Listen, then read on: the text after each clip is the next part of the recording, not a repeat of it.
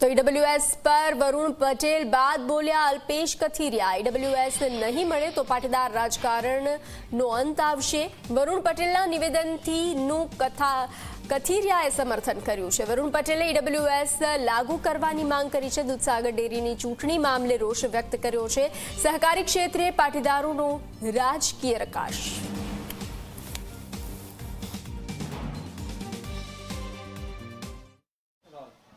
EWS नहीं મળે તો પાટીદારનો રાજકારણનો અંત આવી જશે તેવું નિવેદન ભાજપ નેતા અને પાટીદાર નેતા વરુણ પટેલનું આવ્યું છે। આપણી સાથે વાત કરવા આ મામલે પાટીદાર નેતા જે છે અલ્પેશભાઈ છે, સીધા આપણે એમની જોડેથી જાણીશું। અલ્પેશભાઈ, નિવેદન આવ્યું છે, શું કહેશો એને લઈને? ગઈકાલે એમણે આ બાબતે નિવેદન આપ્યું છે કે દૂધસાગર ડેરીની અંદર 21% પણ વધારે મતદારો પાટીદાર સમાજના હોય અને એમાં 2 ડિરેક્ટરનો સમાવેશ થયો છે। અને બીજી એક બાબત એમણે જાહેર કરી છે કે ભવિષ્યમાં સ્થાનિક સ્વરાજની ચૂંટણીની અંદર 10% ઈડબ્લ્યુએસ લાગુ નહીં પડે તો સમાજોને તકલીફ થશે। તો એ મુદ્દે મારું સ્પષ્ટ એ માનવું છે કે 10% ઈડબ્લ્યુએસ એટલા માટે લાગુ થવું જોઈએ કે ગુજરાતની અંદર 27% અનામત રિઝર્વેશન સાથે પહેલી વખત ચૂંટણીઓ સ્થાનિક સ્વરાજની થવાની છે। તો જ્યારે એક પ્રક્રિયા થઈ રહી છે ત્યારે સ્વાભાવિક છે કે બંધારણમાં શિક્ષણ અને નોકરી બંનેમાં 10% અનામત આપી છે, તો ચૂંટણીમાં પણ એનો લાભ થવો જોઈએ। અને અત્યારથી જે પ્રોસિજર કરવામાં આવે તો ભવિષ્યમાં કોઈ ટેકનિકલી સમસ્યા પણ ઊભી ન થાય અને અત્યારથી જ સીટ રિઝર્વેશન રહે એના માટે 10%નો અનામતનો લાભ મળવો જોઈએ। આ કોઈ એક સમાજ પૂરતી વાત નથી। ઈડબ્લ્યુએસની અંદર 68થી પણ વધારે જ્ઞાતિઓનો સમૂહ જોડાયેલો છે। આખા સમૂહને લાભ મળશે। જે કોઈ પણ વંચિતો છે એમને લોકશાહીમાં પોતાની ભાગીદારી કરવાની તક મળશે। બિલકુલથી એટલે તમારું સમર્થન છે વરુણ પટેલને। કઈ રીતના આગળ તમારી એમની જોડે વાતચીત થશે અને રણનીતિ કઈ રીતના રહેશે આગળ? જો હાલ તો મીડિયાના માધ્યમથી વાતચીત મળી છે, એમની સાથે પર્સનલ કોઈ મારી વાતચીત થઈ નથી, પણ જે પ્રકારે અમે પણ 10% ઈડબ્લ્યુએસની માંગ કરી છે, અમે પણ અહીંયા સભામાં અને દરેક લોકોને ત્યાં જઈએ છીએ, ત્યાં પણ વાત કરીએ છીએ।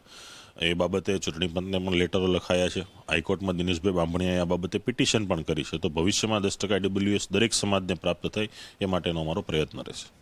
અલ્પેશભાઈની કઈ રણનીતિ રહેશે? ખરા હવે આજે રીતના મુદ્દો આવી રહ્યો છે અને ઇલેક્શન પણ છે આગામી દિવસોમાં, જોઈએ છીએ હજી અત્યારે એસઆઈઆરની કામગીરી ચાલે છે। ચૂંટણી પંચ એમાં શું કરે છે, હાઈકોર્ટની અંદર પોતાનો શું એફિડેવિટ જમા કરાવે છે, ચૂંટણી પંચનો શું રૂખ છે અને એમાં શું દિશા નિર્દેશ પ્રાપ્ત થાય છે। ભવિષ્યમાં જે પ્રકારે જ્યાં પણ લડાઈ લડવાની થશે લડી અને સમાજને કંઈ પ્રાપ્ત થાય માટેના પ્રયાસ કરશું। બિલકુલથી આતા અલ્પેશ કથારિયા જે રીતના પાટીદાર નેતા અને ભાજપ નેતા કહી શકાય તેમનું નિવેદન આવ્યું છે વરુણ પટેલનું, એમને સમર્થન આપ્યું છે। ત્યારે પાટીદારનું રાજકારણમાં અંત ન આવે તેને લઈને વરુણ પટેલ અને અલ્પેશ કથારિયા જે છે બંને એક સરખું સમર્થન બતાવ્યું છે। કેમેરામેન વિજયભાઈ સાની સાથે પ્રશાંત ડિવરે, જી મીડિયા, સુરત। તો વરુણ પટેલની પોસ્ટ મામલે મહેસાણામાં લાલજી પટેલની પ્રતિક્રિયા સામે આવી છે। ડેરીમાં 22% પાટીદાર છે તો પણ 2 જ ઉમેદવાર પાટીદારના લેવાયા, આવી પ્રતિક્રિયા લાલજી પટેલની સામે આવી છે। વાત સાચી છે, હું વરુણ પટેલની વાતને સમર્થન આપું છું। ઈડબ્લ્યુએસ શિક્ષણ અને નોકરીમાં જ નહીં રાજકારણમાં પણ હોવું જોઈએ। અન્ય સમાજને મળે તેમાં કંઈ વાંધો નથી, પણ પાટીદારને પણ મળવું જોઈએ, આવી પ્રતિક્રિયા લાલજી પટેલની સામે આવી છે। ડેરીની અંદર પણ લગભગ 22% ઉમેદવાર જે મતદારો ખરા એ પાટીદાર હોય અને ફક્ત 2 જ પાટીદારોને આજે એમાં ડિરેક્ટર તરીકે લેવામાં આવે તો ખરેખર પાટીદાર સમાજને પણ દુઃખ થાય એવી વાત છે। સાચી, હું સમર્થન આપું છું। તો આ જ વસ્તુ એવી છે કે હવે જ્યારે ઈડબ્લ્યુએસ આપ્યું છે તો ફક્ત શિક્ષણમાં અને નોકરીમાં જ કેમ હોય, આજે રાજકારણમાં કેમ ના હોઈ શકે? રાજકારણ પણ હોવું જોઈએ। અને આજે જ્યારે અમે હજારો સભાઓ કરીએ છીએ, બધી જગ્યાએ મળીએ છીએ, તો સામેથી પબ્લિક આવીને અમને એમ કહે છે કે ભાઈ તમે આ કેમ રજૂઆત આગેવાન તરીકે કરતા નથી?